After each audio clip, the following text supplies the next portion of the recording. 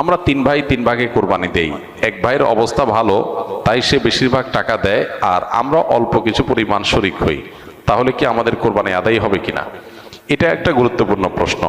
কোরবানি দেওয়ার ক্ষেত্রে বিশেষ করে যখন ভাই ব্রাদাররা মিলে কোরবানি দেন, তখন এরকম পরিস্থিতি তৈরি হয়। একটা গরুর দাম ধরেন 70,000 টাকা, তো এক ভাই তার উপার্জন অনেক কম, সেজন্য সে 5,000 টাকা দিচ্ছে,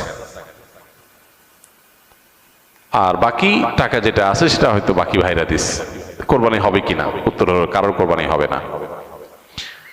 কোরবানিতে যে কোনো একটা পূর্ণ অংশ নিতে হবে। 7 ভাগের একটা পরিপূর্ণ অংশ, 7 ভাগের 1 ভাগ, 7 ভাগের 2 ভাগ, 3 ভাগ, 4 ভাগ, সর্বনিম্ন 1 ভাগ নিতে হবে। ভগ্নাংশ নেওয়া যাবে না, অর্থাৎ 1 ভাগেরও অর্ধেক নেওয়া যাবে না। 2 ভাগ মিলে 1 ভাগ নিছে হবে না, তখন সেটা গোস্ত খাওয়া হবে।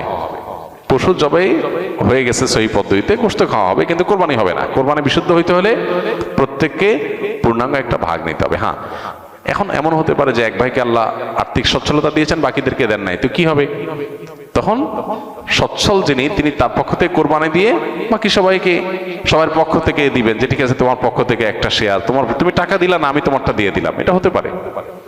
অথবা আরেকটা হতে পারে যে ঠিক আছে, তুমি অল্প টাকা কামাই করছো, মাত্র 5,000 টাকা আছে, তুমি টাকা না দিলে তোমার কাছে ভালো লাগতেছে না, তুমি টাকা দিলে তোমার কাছে খুশি হবে, তো সেক্ষেত্রে 5,000 টাকা তুমি আমাকে দিয়ে দাও। এটা কোরবানির শেয়ার না। আমি কোরবানিতে এটা লাগাবো সেটা ভিন্ন বিষয়, বাট তুমি শেয়ার হিসাবে দিলে না, এটা হতে পারে।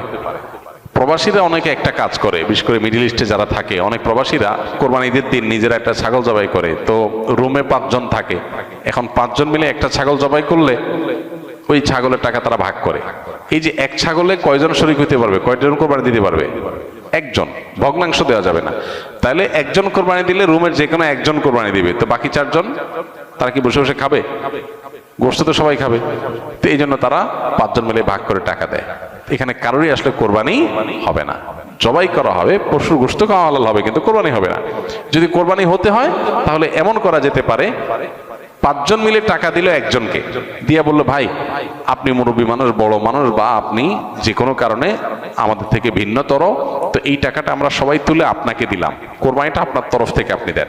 সবটা একজনের হলো, গোস্তটা সবাই খাইলো। বা এই বছর আপনার তরফ থেকে হলো, পরের বছর আমরা আবার সবাই টাকা পয়সা দিলাম, ভাই আরেকজন হলো, টাকা আপনাকে দিয়ে দিলাম আপনার তরফ থেকেও, কোরবানিটা একজনের হবে। ঠিক একইভাবে গরুতে ভগ্নাংশ, এটার ভাগ এইভাবে আপনার শরিক হওয়া যাবে না, পূর্ণাঙ্গ একটা অংশের শরিক